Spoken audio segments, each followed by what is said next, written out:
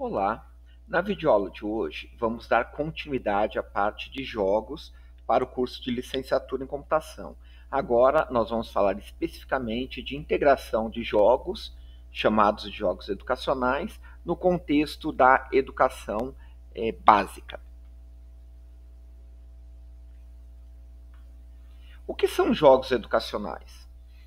Jogos educacionais, eles têm um propósito sempre de ensinar algum novo conteúdo de forma lúdica ou não, ou avaliar conteúdos, ou reforçar / revisar conteúdos. Então a ideia é, estou utilizando um jogo para apresentar algo novo para minha turma, vou de alguma forma avaliar como está o conhecimento dessas crianças e jovens em relação àquilo, ou simplesmente como reforço ou revisão de conteúdo.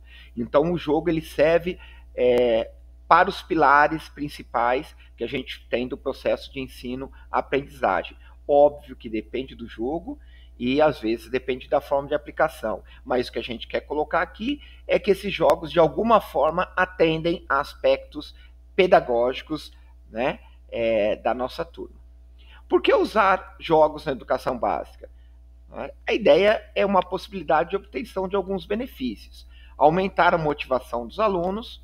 Por quê? Porque a gente sabe que crianças e jovens adoram jogar, sejam eles jogos digitais ou não, então você faz com que eles estejam mais motivados a fazer uso disso. É um estímulo à aprendizagem ativa, ou seja, eles fazerem parte do processo de aprendizagem e não simplesmente estarem olhando ou copiando de um quadro ou de um data show. Incentiva a colaboração, que dependendo dos jogos, eles vão ter que se reunir para resolver algumas missões, algumas tarefas, algumas coisas assim. Isso faz com que as pessoas aflorem um pouco a possibilidade de colaboração.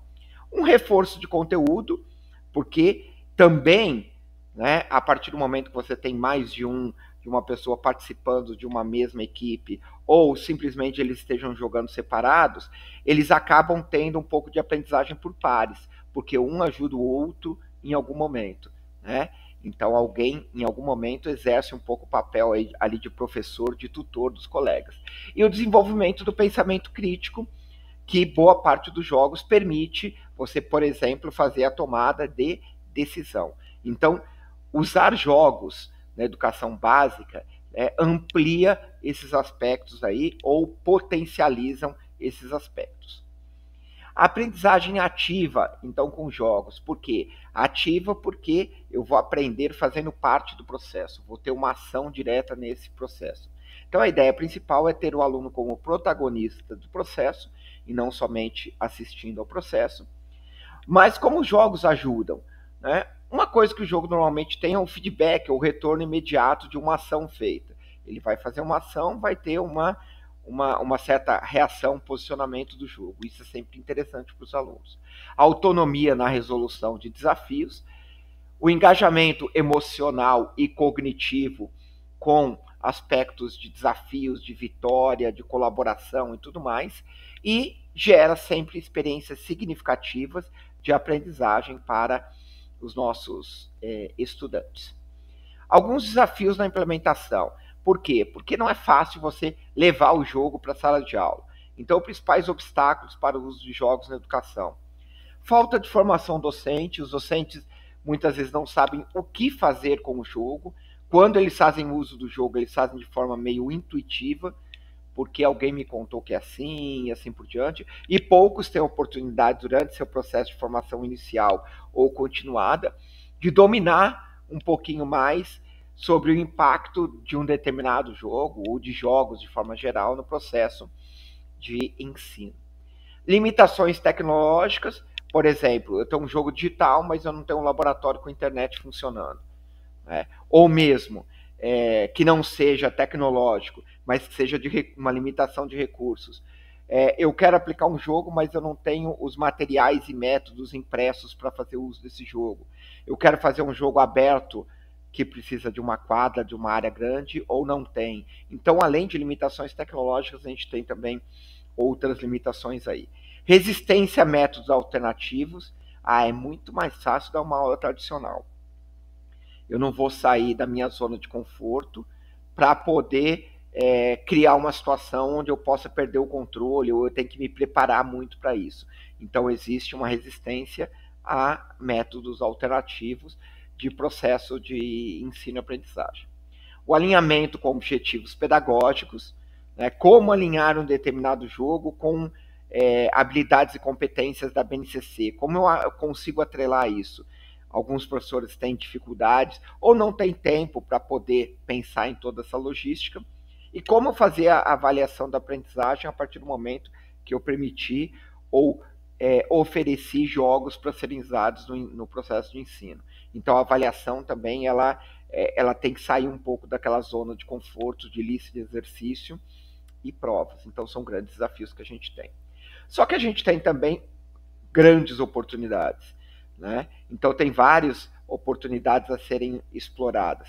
A ampliação do letramento digital, né? Se o jogo for um jogo que faz uso do computador, a gente permite com que se ganhe um pouco mais de habilidade ao fazer uso dessas ferramentas.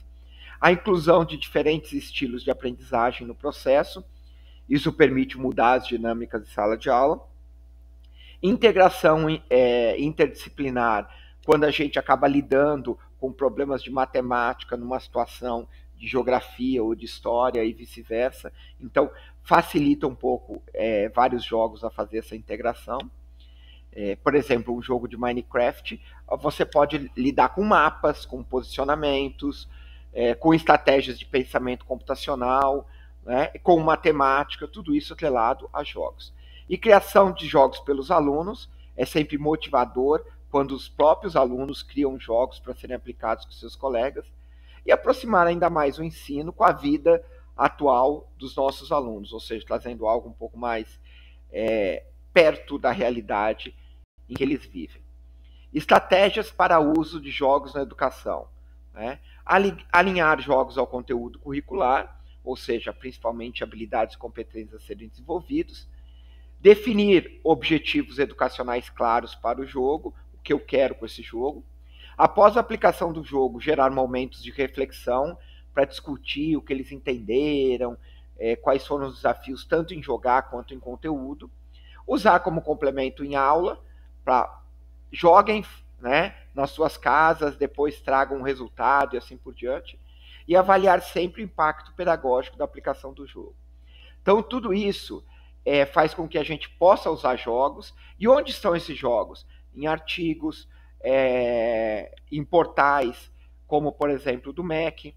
Né? No MEC a gente tem vários materiais disponíveis e vários deles são jogos. Então, tem muito sites, o portal do MEC, ou mesmo algumas coisas que você pode ter no Google, para procurar jogos educacionais que trazem parte dessa informação ou dinâmica que nós postamos aqui, né? Muitos deles na forma de produtos educacionais.